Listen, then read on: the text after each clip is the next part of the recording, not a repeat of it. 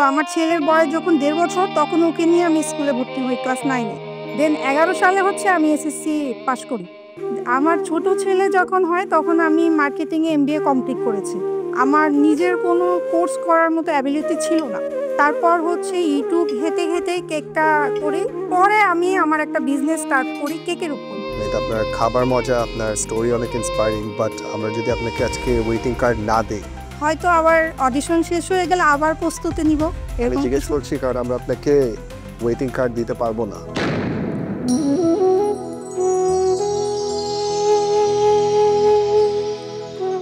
কি করা যায় আপু? আমরা ডাইরেক্ট অ্যাপ্রনে চলে যেতে পারি।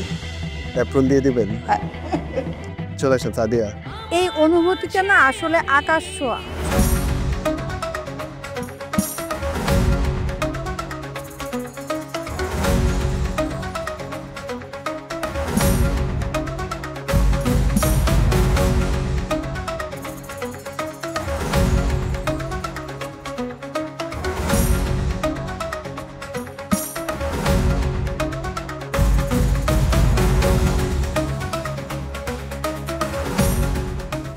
আমার নাম সাদিয়া নাসরিন মিতু। আমি 6 বছর প্রস্তুতি নিয়েছি সেরা রাঁধুনিতে আসার জন্য।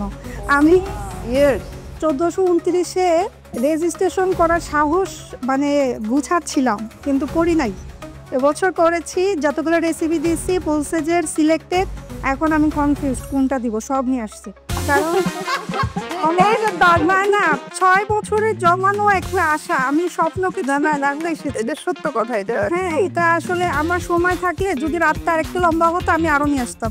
6 বছর নিজেকে কিভাবে করে প্রিপেয়ার করবেন? আমার অনেক আগে বিয়ে হয়েছে, আর্লি ম্যারেজ, এসএসসির আগে। তো আমার ছেলের বয়স যখন 1.5 বছর তখন ওকে নিয়ে আমি স্কুলে ভর্তি হই ক্লাস 9-এ। দেন 11 সালে হচ্ছে আমি এসএসসি পাস করি। আমার ছোট ছেলে যখন হয় তখন আমি মার্কেটিংয়ে MBA কমপ্লিট করেছি। আমার নিজের কোনো কোর্স করার মতো অ্যাবিলিটি ছিল না। তারপর হচ্ছে ইউটিউব ঘেঁটে ঘেঁটে কেকটা করি।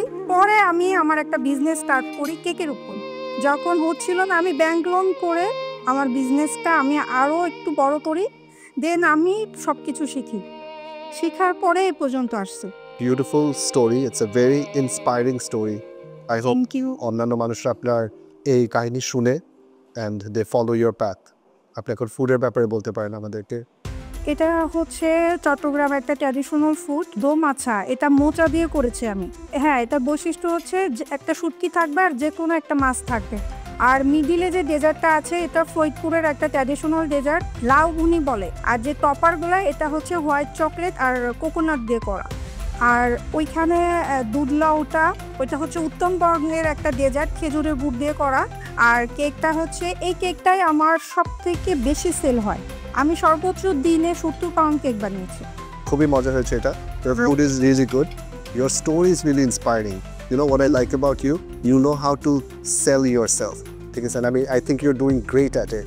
Right? আপনার খাবার মজা, আপনার স্টোরি অনেক ইন্সপায়ারিং, বাট আমরা যদি আপনাকে আজকে ওয়েটিং কার্ড না দিই, হয়তো আবার অডিশন শেষ হয়ে গেলে আবার প্রস্তুতি নিব।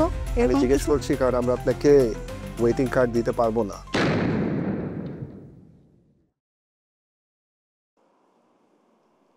কি করা যায় আপু? আমরা ডাইরেক্ট অ্যাপ্রনে চলে যেতে পারি।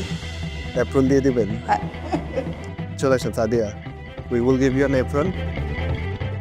এই অনুভূতিটা না আসলে আকাশ ছোঁয়া। 6 বছর ধরে আমি প্রিপারেশন নিয়েছি। প্রিপারেশন নেওয়ার পর এবছরই আমি রেজিস্ট্রেশন করেছি। এবছরই আমার ফুড সিলেক্টেড হয়েছে এবং জাজরা আমার ফুড এত পছন্দ করেছে যে আমি সরাসরি জাজদের কাছ থেকে এই অ্যাপ্রনটা পেয়েছি। আসলে আমার অনুভূতিটা আর আনন্দটা আমি ভাষায় প্রকাশ করতে পারবো না। আমি সেরা রাঁধুনিতে এর জন্যই আসছি, ওই যে রাঁধুনির আগে সেরা যে ওয়ার্ডটা না আমার নামের আগে, ওই ওয়ার্ডটা বসাতে এসেছে।